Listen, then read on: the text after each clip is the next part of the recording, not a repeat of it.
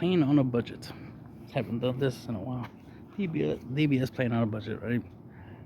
So one of the things about playing on a budget is not just playing cheap cards, right? Or per se, right? It's more about just playing within your means, right? Get what you can with what you got. And if you want, you want the best cards in the game, as it were, right? Then a way you can do it is to slowly buy the cards. For example, let's say Violent Rays costs $30 a copy, right? So then it'll be 120 for a playset, and you're a budget player, right? So 120 might be too much just for 4 cards, right? So what you can do, however, right, is buy one, which will just be $30, so that's not a lot, right? For most people, so $30, and get one Violent Rays. Then, right, then you'll substitute the other 3 copies with good enough cards, right? Cards that are good enough that at least negate one attack or something, right? And they're red, so they fit the criteria. And then when you can afford, which means obviously if anytime you draw the Violent Rays, you keep that one, and you could always charge the other negates as energy if you need energy, right? So if you mulligan, right, you want to keep that Violent Rays as it were, because you only have one, so you want to keep that one copy so you can use it, right? That's the reason you bought it, so you can use it because it has a good effect and you need it. And that goes with any card, not just Violent Rays, right? Any card. If a card is good and you want it, but you don't have a lot of money, then at least try to get one copy of it, because one copy is better than none. So get one for now, substitute the other copies, and then when you can afford another one, get another one, all right, and build your way up. I did that for my Kaioken Gokus. They were like about $20-$25 like that, something like that. Originally, now they drastically dropped in price. Woo! Oh well,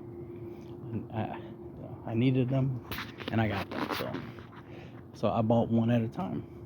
Took my time, because it's like, well, as long as I have one, that makes a huge difference. It's better than having 0. It's better to, have the card and not need it than to need it and not have it, right? So having one, is better than having none, because at least when I need it, I'll have it, and that one will be enough to make a difference. Especially, since it's a board wipe, yeah, it makes a difference. So I definitely would need at least one copy. In another way, some people tend to play ratios, like they'll play 1 or 2 copies of a card anyway, so there's no need to spend, to buy a full playset if you're only going to play 1 or 2 copies of a card anyway. So that's something to consider as well. But what is interesting, right, and funny is the idea of, no, what I'm trying to say is, another thing to consider is waiting, right? Substitute the card until you can get the card through reprints. So that's another way you can get certain cards for cheap, right? Or on a budget, as it were, by waiting for it to get reprinted and then get it then. So until you can afford it, right? Either your money increases or the price of the card drops, right? Whichever one happens, you can substitute until then. There'll be times where I'll spend money to buy cards that are good enough to substitute for the cards I really want, and then use them until I can replace them. For example, recently I was using what's it called? Gohan's Baby's Minion, which is still good. He's still a good card in his own right. I still will use him. But Oceanus is just so much better. And I finally got my playset of it.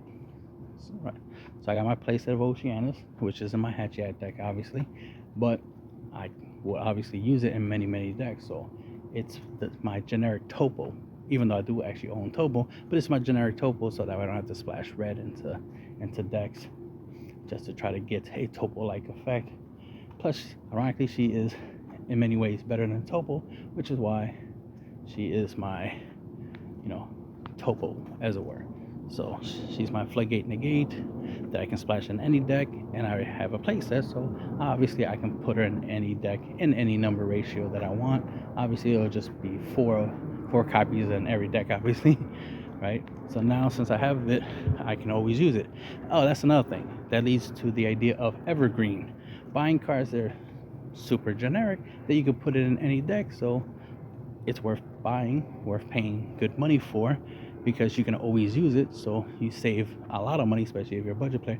Saving money is part of being a budget player. It's not just getting things for cheap, it's just not spending a whole bunch of unnecessary money unnecessarily, saving as much money as you can so that we can always afford to keep playing the game and keep enjoying the hobby, right? Especially be able to save money so that we can afford to go to events if you want to play competitively, right? Being a budget competitive player, is logical. So you definitely want to be able to save money so that we can always have money to spend, especially when new sets drop, so that we can always upgrade and improve your deck. So that's the thing, is the idea of improving your deck over time, little by little.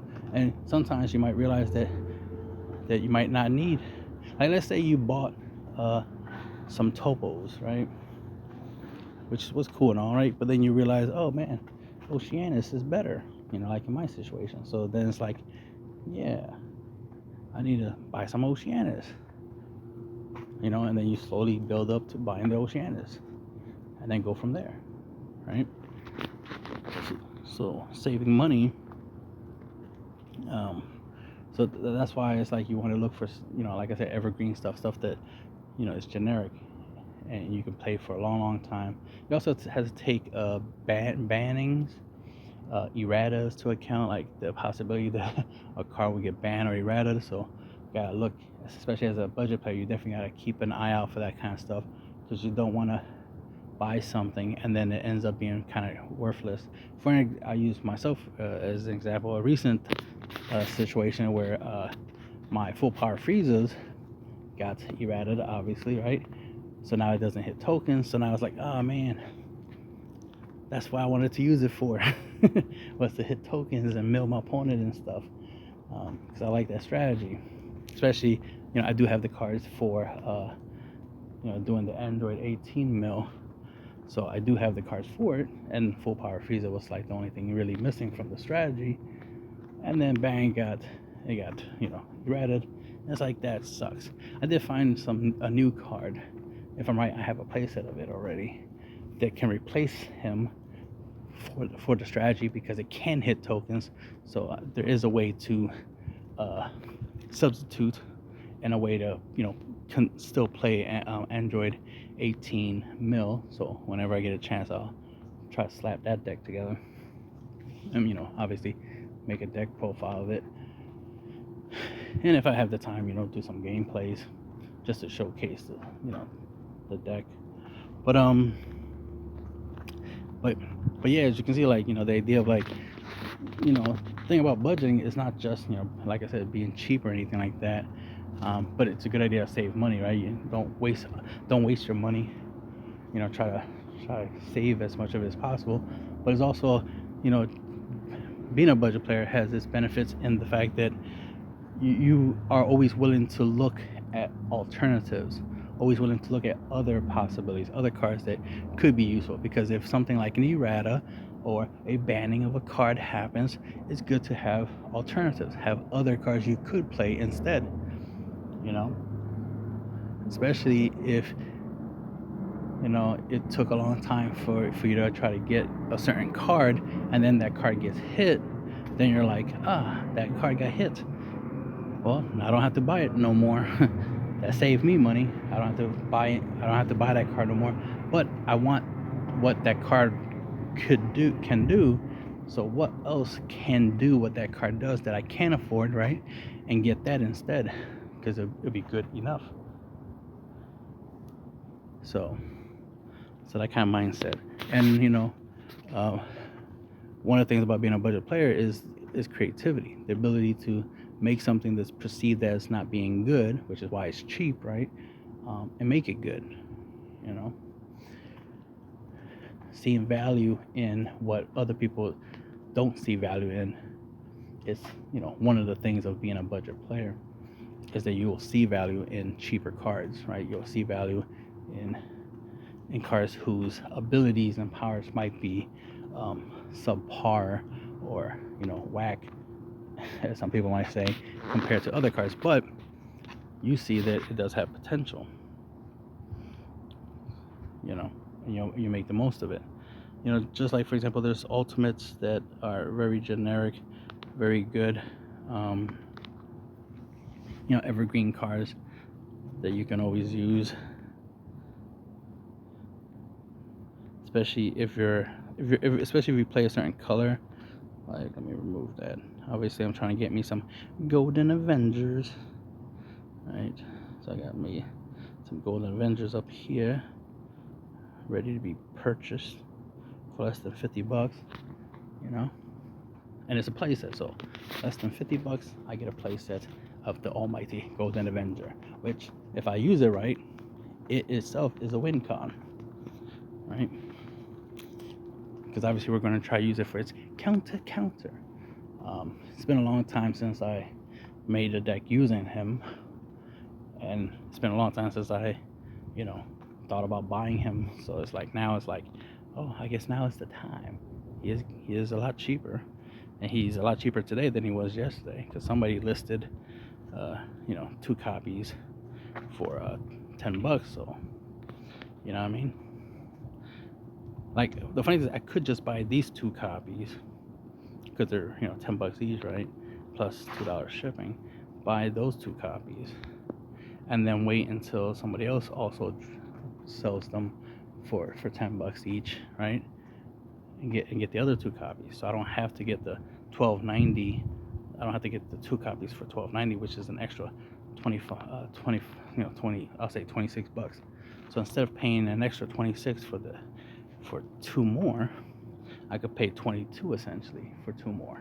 So I could pay 22 now, and then later, like, obviously I could afford, you know, $47.79. I could easily afford it. I could afford $100 right now, but I'm not trying to spend that much.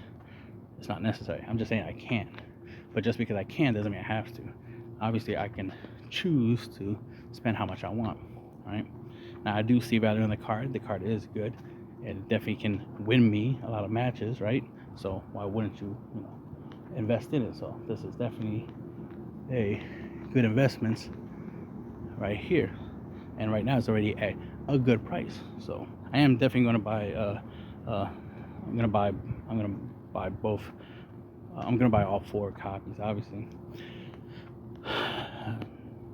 after I'm done this video, because, you know, again, that's not that much money. I could afford it, and it's definitely a big investment into the future of W's. So it's worth the price.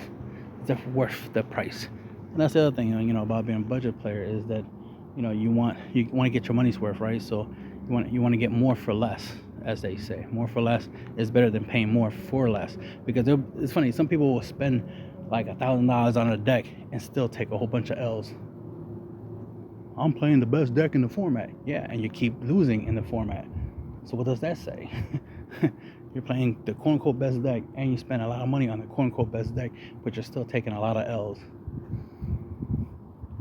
Maybe it's not the deck. Maybe it's you. Or maybe it is the deck. Maybe the deck ain't as great as you think it is, right? Maybe in reality, the reason why the deck is quote-unquote the best deck in the format is because the players who played it were the best players in the format. Have you considered that being a possibility? And that's something you can't buy. You could buy the cards, but you can't buy the skills. You can't learn the skills, don't get me wrong. Watch some YouTube videos, especially my videos, my masterclass videos. You'll definitely gain some skills if you actually put in the time and effort to gain the skills. You know, I'm still waiting for some people to put my concepts and strategies to the test, as it were, and show me, you know, the results, right? Show me if they don't work or if they do work, right? I know they work because they work for me, but I would like to see my naysayers, right? The ones who like to, you know, say that my way ain't the right way. Prove it to me. play how I play and prove it to me that it don't work. Right? Show the proof. Right? You're the ones making the claim, so show it. Right? Show the evidence. I have evidence that it works. Show me counter evidence that it doesn't work. But anyway, but yeah, budget, good. Take your time building up your collection, getting, obviously buying black cards is always a good budget thing to do, because black cards are generic, so you can splash them in any deck. So obviously it's a lot like in Magic. In Magic we have artifacts, colorless cards, right? So they're always evergreen, they're always good for any deck. So definitely look into that. Look for black ultimates, they're always generically good. Like I got me a Pan ultimate, right? So here is a black ultimate. There's the dragon. A good ultimate is the good black ultimate. There's a lot of good ones, but I'm saying a good black ultimate that has potential is obviously Smoke Dragon, but I think he's going back up in price, so he's not too budget friendly. But this card right here is under $50, and she has some potential. She's 40k, double strike. She's Dark Overrealm for 2 energy, and she's 8, so Overrealm 8, and she has a permanent, obviously auto. If you have 4 or more energy, when this card is played using Dark Overrealm, play up to 2 battle cards with different names, card names, energy costs of 6 or less, and the Overrealm skill from your warp. So obviously most battle cards, that's interesting. I wonder if they'll ever do that. They'll do some red Overrealm, green Overrealm, you know what I'm saying? Because it's Overrealm is a keyword skill, right? But most battle cards that have that keyword skill are black cards. But it doesn't say black battle cards. It just says battle card. It says up to 2 battle cards with different card names and the energy cost 6 or less that have Overrealm. So they could make some green and yellow, Overrealm cards. So that'd be interesting to see if that ever becomes a thing. So that'd be interesting. But this would be a good card, especially if, like I'm saying, if they do come up with Overrealms of different colors, this would be a good card to use with those different color Overrealms. So we'll see. Then she has the other auto. Choose 1 card in your battle area with the Overrealm skill and place it into the owner's drop area. When one of your opponent's cards attacks, negate that. Okay, so you have the ability to negate attack once per turn. And the fact that she brought out 2 Overrealm battle cards by just playing her, so you get 3 bodies off of playing 1 card. It's not bad. And then you can use them for negate, so you can negate an attack, which is always good. Always got to have a defense. And again, like I said, she's 40k double strike, so she's under $50, so that's cheap, especially for a evergreen STR. So can't go wrong with that. She might not be the most optimal card. Obviously, I suggest Pan, which is always great, because she has defensive capabilities. She has offensive capabilities because she's a nice free 40k body, and then she can steal one of your opponent's battle cards for 1 energy. So she's definitely ever so green. So she was worth the $144 I spent on her. But like I said, budget is not about buying things under $20. That's not necessarily what a budget player is. It's just always looking for the best use of your money is what really makes a budget player. Budget player is you're trying to make the most of your spending, not necessarily about just getting things cheap. So you don't have to sacrifice quality, for a cheap price, right? Try to play the best cards and strategies you can for the cheapest price.